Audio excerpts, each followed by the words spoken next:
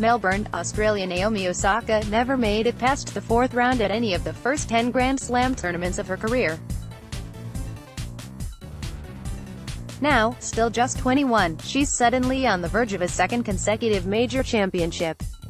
And the #1 ranking, too. Osaka moved one victory away from adding the Australian Open trophy to the one she collected 4.5 months ago at the US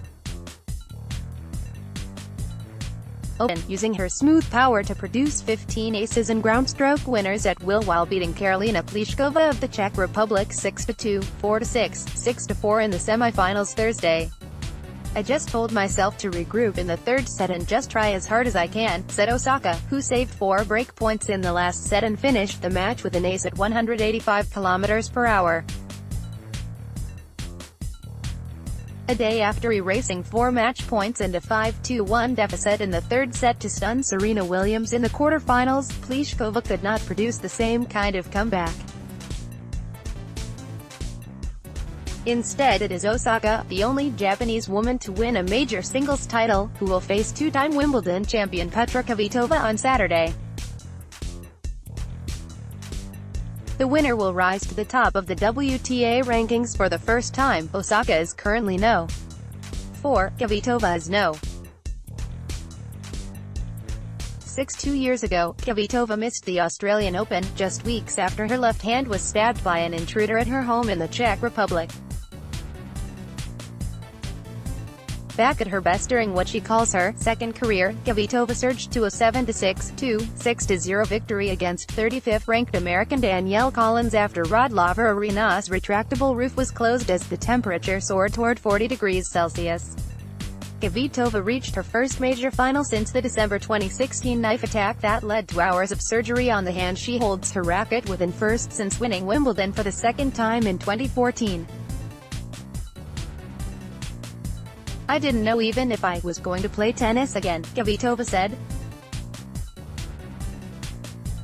"It's been a long journey." Against Collins, a two-time NCAA champion at the University of Virginia who was 0-5 at slams until this one, Kvitova was more aggressive throughout, mixing big lefty forehands and well-timed pushes forward to the tune of a 30-9 edge in total winners.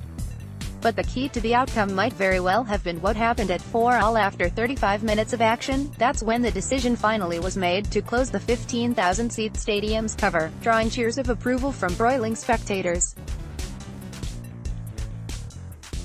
Kvitova probably wanted to applaud, too. "I was happier than the fans that the roof closed," she said afterward. "I like to play indoors. It helped me a little bit." She's made clear over the years she is not a huge fan of playing in stifling heat. Not too many people truly are, of course, but Collins is okay with it and thought the roof should have stayed open. "I grew up in Florida and am used to it being really hot all the time. So I kind of embraced that very well," Collins said. "Indoor tennis is a different game. Certainly had its effect. When play resumed after a 5-minute delay, it went from being completely even to tilted in Kvitova's favor. She dominated the tiebreaker in the second set to stretch her winning streak to 11 matches. Osaka, meanwhile, extended her slam run to 13 matches while putting a stop to Pliskova's 10-0 start to the season. And Osaka did it by accumulating a 56-20 advantage in winners and by hanging tough when it all could have slipped away. She began the day having won 58 matches in a row after taking the first set, but that seemed in danger when Pliskova broke the second and had 3 break points to go up 2-0 in the third. But Osaka steeled herself there, erasing the first break chance with a huge forehand, the second with a down-the-line backhand winner. On the third, another terrific backhand forced a forehand error into the net by Pliskova, who cracked her racket against the blue court. When Pliskova netted a return of an 133 km/h second serve to make it 1-all, Osaka tugged at the brim of her pink visor and let out a big exhale. The match would continue for another 28 minutes, but it basically was done, then and there. That stretch began a 9.3-game run for Osaka, and she was on her way.